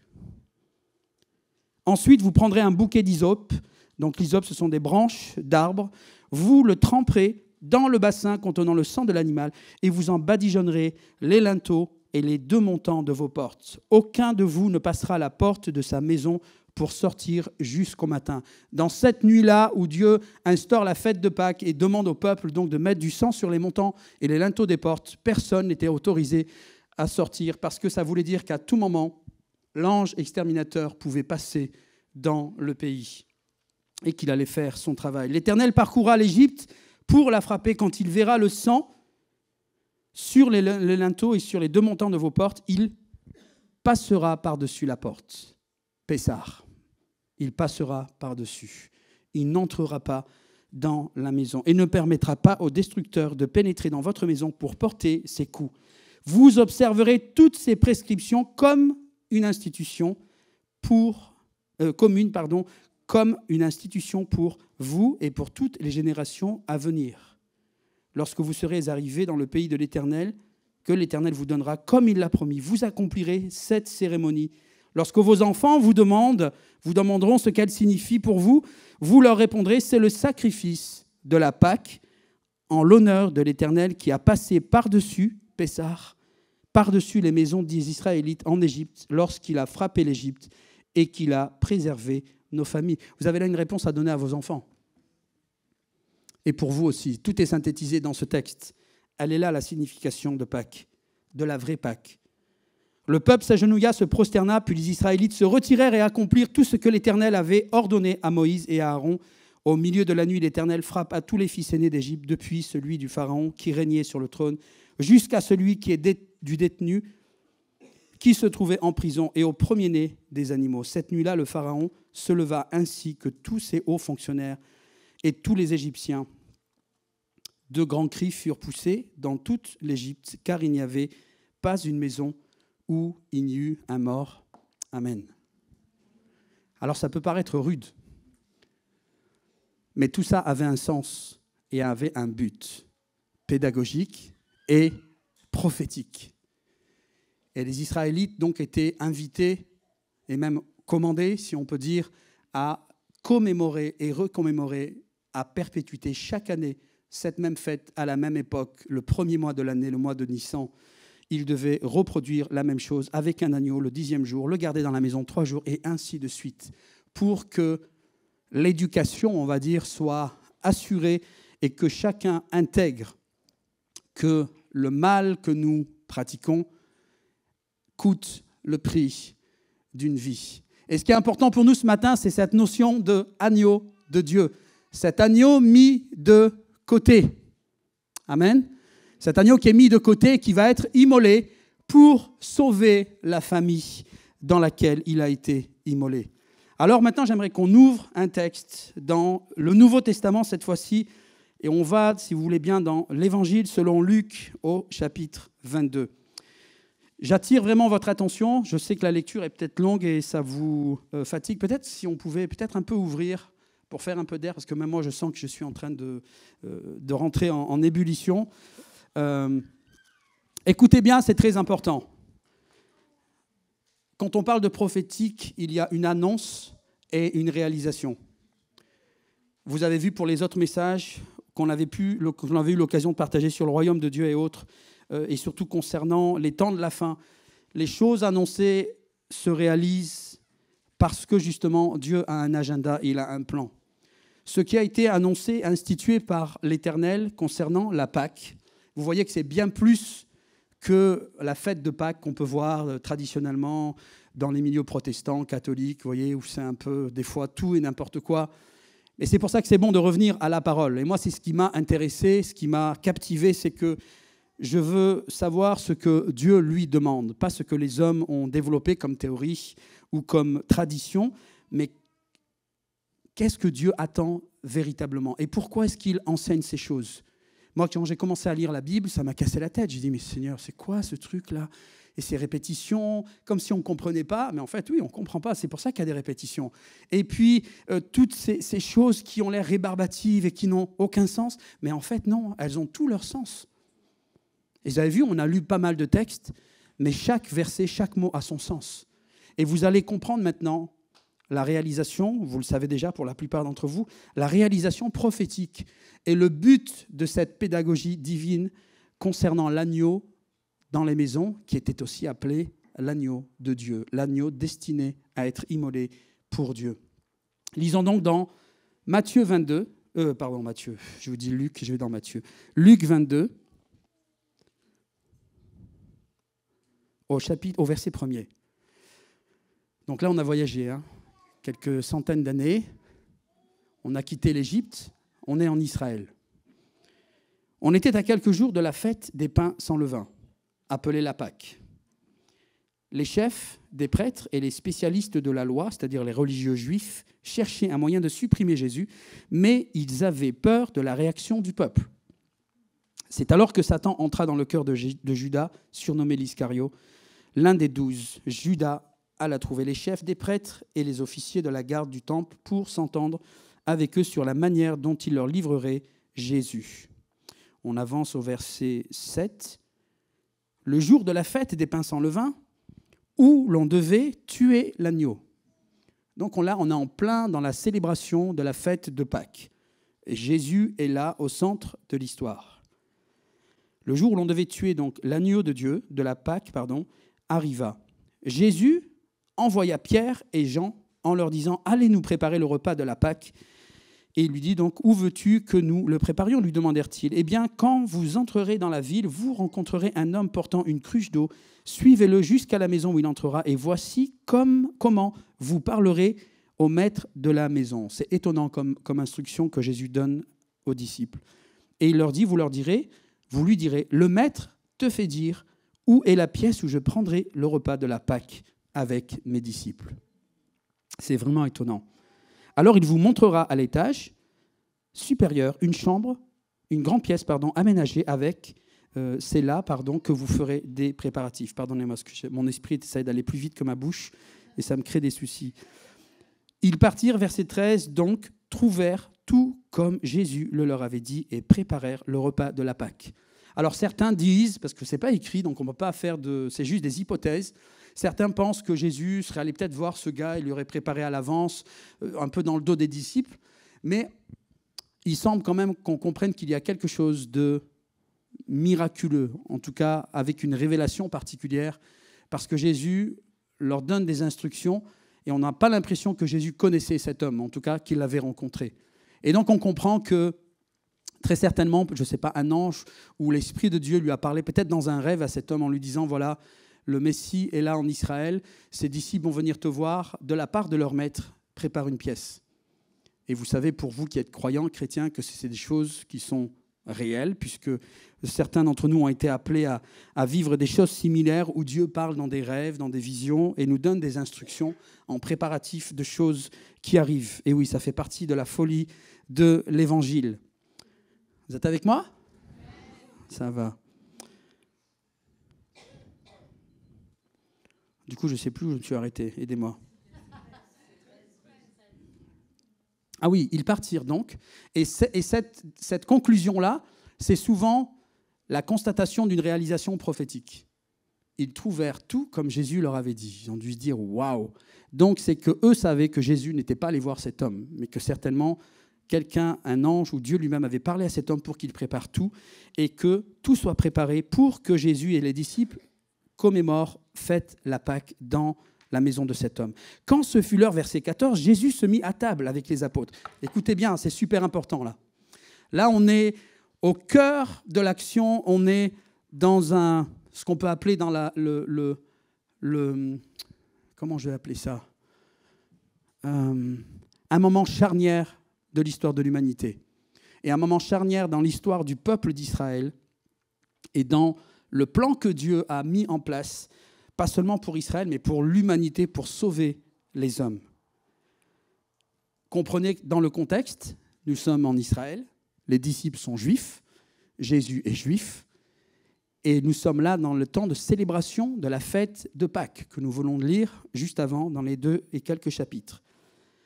Quand ce fut l'heure, Jésus se mit à table avec les apôtres et leur dit « J'ai vivement désiré célébrer cette Pâque avec vous avant de souffrir. » Cette Pâque était particulière. Ça tombait dans le Shabbat et c'était une fête vraiment très importante cette année-là. Et il y a une insistance, même dans la façon de parler, on appelle ça un hébraïsme. Quand on lit « nous, j'ai vivement désiré », en fait, c'est « j'ai désiré avec désir ». Et Jésus voulait vraiment, vous voyez, c'est quand on fait une répétition pour une insistance, une intensité. J'ai vivement désiré célébrer cette Pâque avec vous avant de souffrir. Gardez à l'esprit ce que connaissent les Juifs concernant la Pâque et que pendant la Pâque, on va manger quoi ? On va manger l'agneau qui a été immolé. Et que cet agneau, on l'appelle comment ? L'agneau de Dieu. C'est l'agneau qui est immolé pour Dieu. En effet, je vous le déclare, je ne la mangerai plus jusqu'au jour où tout ce qu'elle signifie sera accompli. Vous voyez le prophétique ? Où tout ce qu'elle signifie sera accompli dans le royaume de Dieu. Nous sommes dans une échéance, dans une attente pour une réalisation prophétique. Verset 17, puis il prit une coupe. Écoutez bien, les mots ne sont pas là par hasard. Il prit une coupe, prononça la prière de reconnaissance et dit « Prenez cette coupe et partagez-la entre vous, car je vous le déclare, dorénavant je ne boirai plus du fruit de la vigne jusqu'à ce que le royaume de Dieu soit établi. » Deuxième répétition. Verset 19. Ensuite, il prit du pain remercia Dieu et le partagea en morceaux. Il l'a cassé avant, il l'a mis en morceaux, il l'a partagé aux disciples, qu'il leur donna en disant « Ceci est mon corps qui est donné pour vous, faites cela en souvenir de moi. » Vous avez compris que c'est du pain qu'il a donné, ce n'est pas son corps. Malheureusement, dans certaines religions, on vous dit que la Sainte Seine ou que le morceau de pain, c'est le corps de Jésus. Non, non, ça c'est de l'occultisme. On prend du pain et ce n'est pas un morceau de chair de Jésus. C'est juste un morceau de pain, ce n'est pas de la magie. Mais ce pain est pris symboliquement comme représentant le corps du Seigneur qui a été donné pour tous ceux qui croient en lui. Verset 20, après le repas, il fit de même pour la coupe en disant « Ceci est la coupe de la nouvelle alliance conclue par mon sang qui va être versée pour vous. » Dans vos versions, il y a cette coupe est la nouvelle alliance en mon sang, dans la version seconde. Cette coupe est la nouvelle alliance en mon sang. Alors écoutez bien les amis, pour vous et pour nous ici en Occident, on a du mal à comprendre ça et on lit la Bible comme on lit un livre. On n'a pas de montre ou on n'a pas de notion de temps dans la chronologie de ces moments-là. Mais il y a quand même des éléments là, grammaticaux qui nous aident à comprendre. Verset 17, Jésus prit une coupe dans la célébration de la fête de Pâques, parce qu'en fait, là, on est dans quelque chose de très particulier. C'est la célébration de la fête de Pâques, mais en même temps, Jésus va instituer quelque chose de nouveau. Ils sont en train de manger, et dans la commémoration du repas pascal, il y a 4 coupes de vin qui passent. Et ces coupes passent entre les membres de la famille. Et donc, à ce moment-là, une des coupes est certainement tendue à Jésus, parce qu'elle arrive, c'est son tour de boire. Et Jésus donc prend une des coupes qui passait, et il en boit, en tout cas il prie, et il leur demande de la partager entre eux. On ne voit pas qu'il en boit, lui, apparemment. Ensuite, il prit du pain, partagea en morceaux, qu'il leur donna, et il dit « Ceci est mon corps donné pour vous, faites ceci en mémoire de moi. » Mais, là je vais lire le verset 20 de suite, mais en fait il s'est passé du temps. Pourquoi ? Parce que le texte nous dit « après le repas ». Donc, ils ont passé certainement 2 heures à 3 heures, parce que le repas pascal, le seder, on appelle ça en hébreu, le seder de Pessah, c'est un repas qui prend du temps, il y a beaucoup de symbolique. Eh bien, après le repas seulement, verset 20, il fit de même pour la coupe. On n'est plus avec une coupe, mais il fit de même avec la coupe.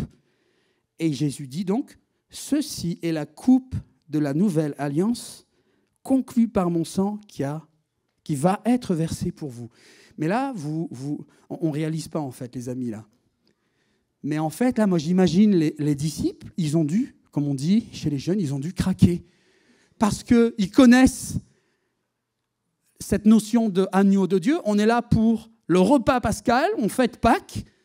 Et donc, on a immolé l'agneau, cet agneau qui est appelé aussi l'agneau de Dieu. Et là, on a en face de Jésus, ce Jésus que les disciples ont certainement entendu être appelé comment par Jean-Baptiste ? Voici l'agneau de Dieu qui ôte le péché du monde. Mais vous vous rendez compte ? En fait, moi, quand je lis les évangiles, c'est l'explosion. Parce que je me mets dans le contexte, je me dis, mais waouh, les Juifs qu'ils ont dû prendre, les Juifs, parce que c'était un choc culturel, vous comprenez ? Quand Jésus il vient, nous on lit ça avec notre regard ici en Occident, ouais, c'est pas mal. Mais en fait, on ne réalise pas la portée, on ne réalise pas l'impact des mots et des actions de Jésus. Cet homme qui est appelé l'agneau de Dieu par Jean le Baptiste, qui est appelé le plus grand des prophètes, un Juif parmi les Juifs, chez les Juifs.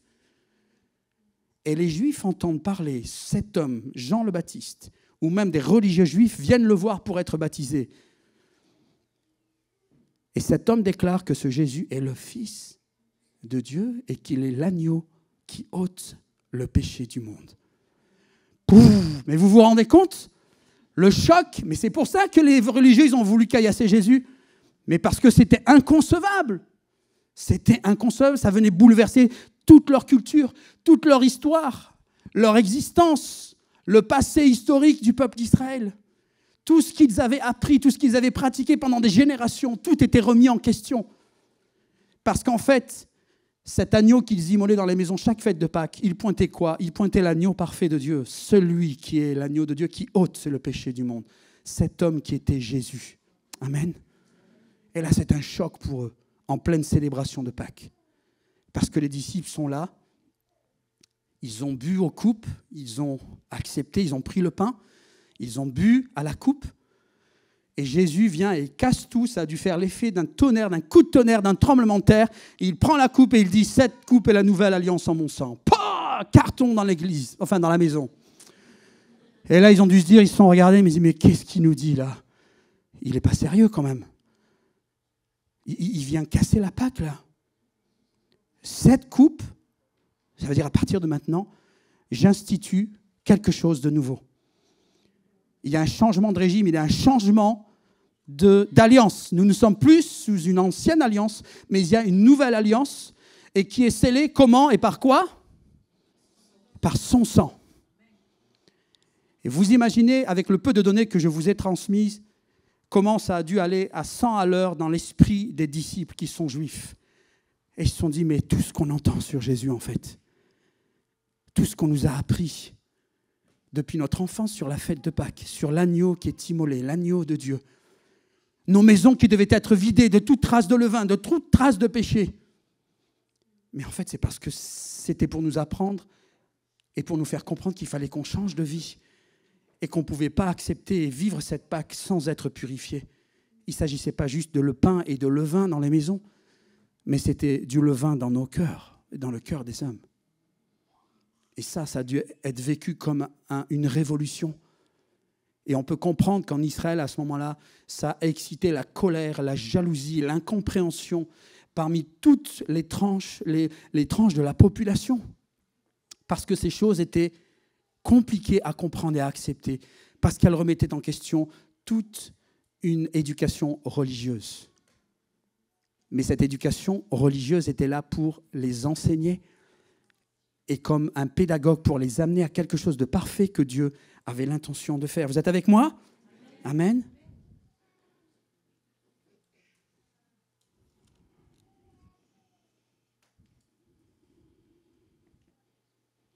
Ceci est la coupe de la nouvelle alliance, conclue par mon sang, qui va être versée pour vous.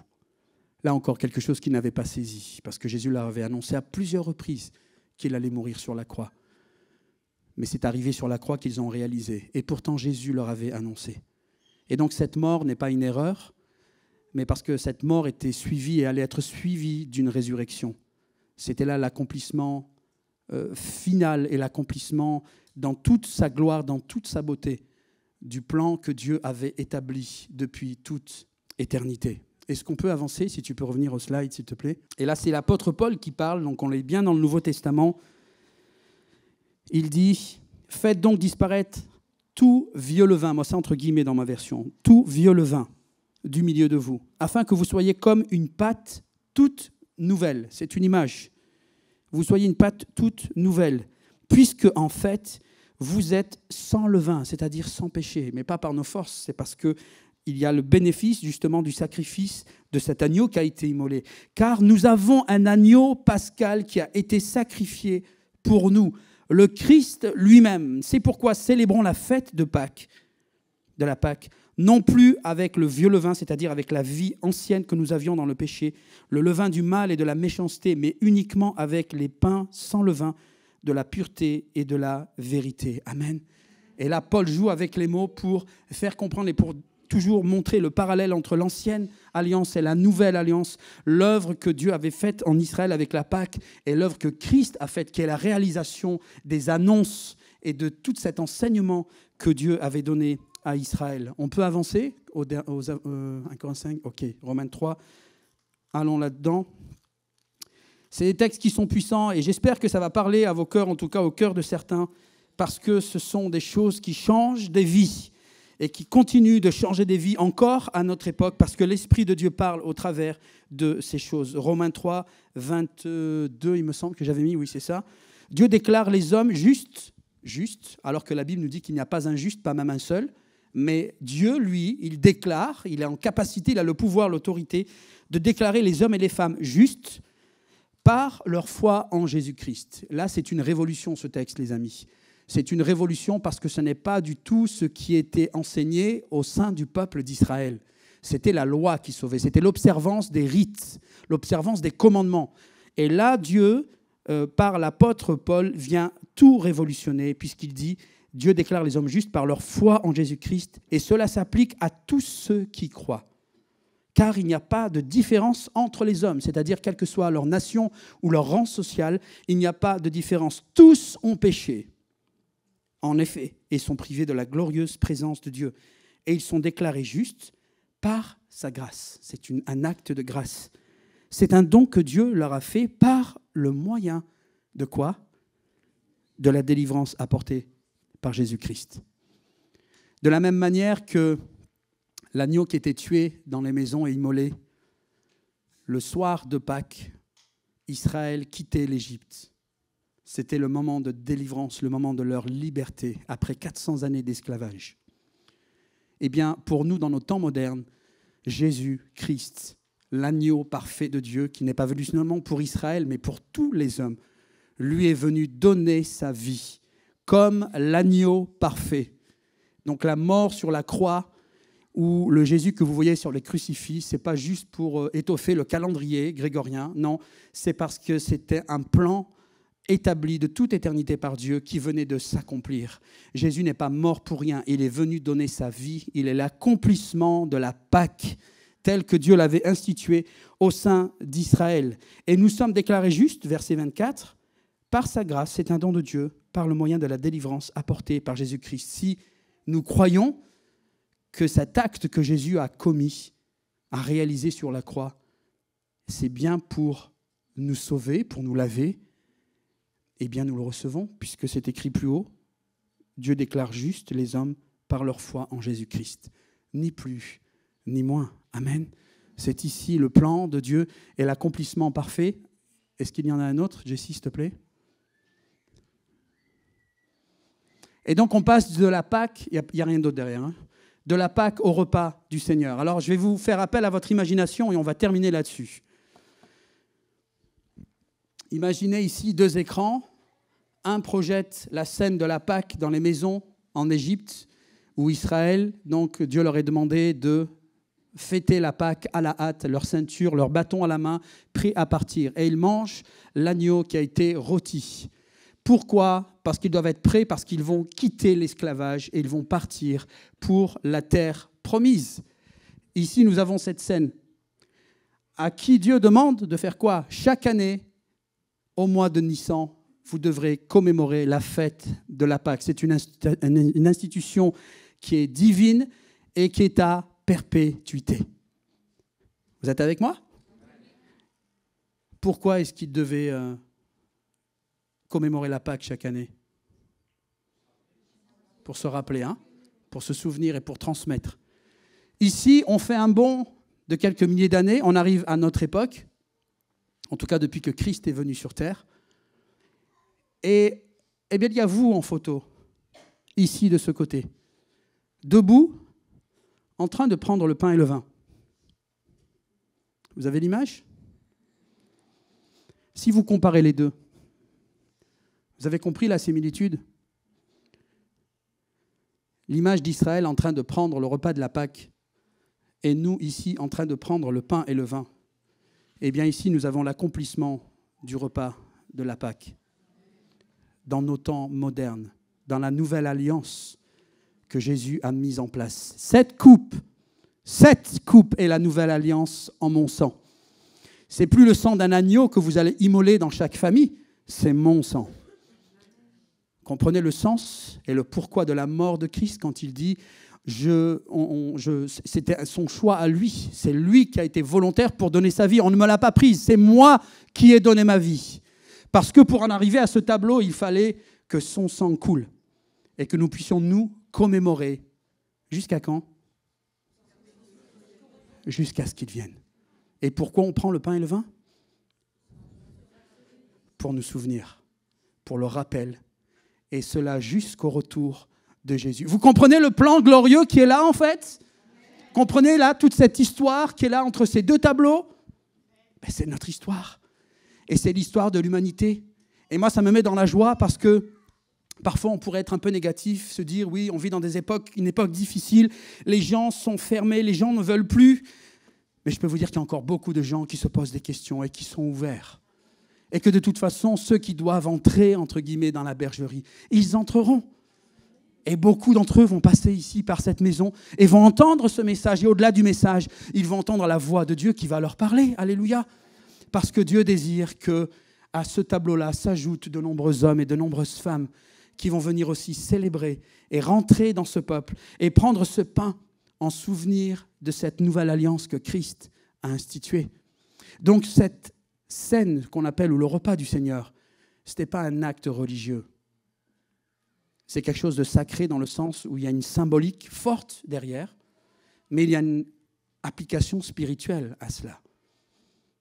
Chaque fois que tu prends le pain et le vin, tu t'identifies comme faisant partie du peuple de Dieu. C'est ça le but, c'est que tu t'identifies. Alors plutôt que de ne pas prendre le pain et le vin, parce que tu dis j'ai péché, je ne suis pas digne, je ne suis pas ça, tu demandes pardon et tu prends le pain et le vin. Parce que chaque fois que tu ne le prends pas, tu te mets à l'écart et tu confesses ne pas faire partie de ce peuple. Et pourtant tu en fais partie. Que tu plaises à Dieu ou que tu ne plaises pas, entre guillemets, place et présente tes péchés au Seigneur et prends part à ce repas parce que c'est une commémoration. Amen. Alléluia. Seigneur, merci pour ta parole. Merci parce qu'elle est riche, parce qu'elle est puissante. Merci parce qu'elle nous enseigne, Seigneur. Et mon cœur est dans la joie parce que nous ne sommes pas dans des clichés religieux. Nous sommes dans quelque chose de palpitant, dans quelque chose de passionnant, parce que tu as pris la peine d'établir des plans parfaits, millimétrés, Seigneur, au moindre petit détail. Et tout cela à cause de ton amour. Et parce que tu as voulu aussi enseigner les hommes, leur faire comprendre tes plans, les conduire par ta pédagogie, qui est incomparable, Seigneur. Et en plus, tu as voulu les rendre participants à ton plan. Alors je te loue, Seigneur, nous te louons, nous te rendons gloire et grâce pour ce que nous avons échangé ce matin. Et pour ce jour, même si c'est juste un jour dans le calendrier, nous commémorer, Seigneur, le jour où tu as donné ta vie. Et nous l'avons fait en prenant le pain et le vin ce matin, en nous rappelant que tu es mort sur la croix et bien plus, tu es ressuscité, alléluia. Et tu reviens bientôt, alléluia. Et c'est le pourquoi de notre présence ici, Seigneur. Merci parce que tu es vivant, parce que tu agis. Je te prie de bénir tous les amis nouveaux, tous ceux qui n'ont pas expérimenté ta grâce. Je te prie de les bénir, de les toucher maintenant là où ils sont et de parler à leur cœur au nom de Jésus. Et de bénir ton peuple, de le fortifier et de l'édifier, de l'aider à aller de l'avant. À ton nom, soit toute la gloire au nom puissant de Jésus. Amen. Amen. Soyez bénis.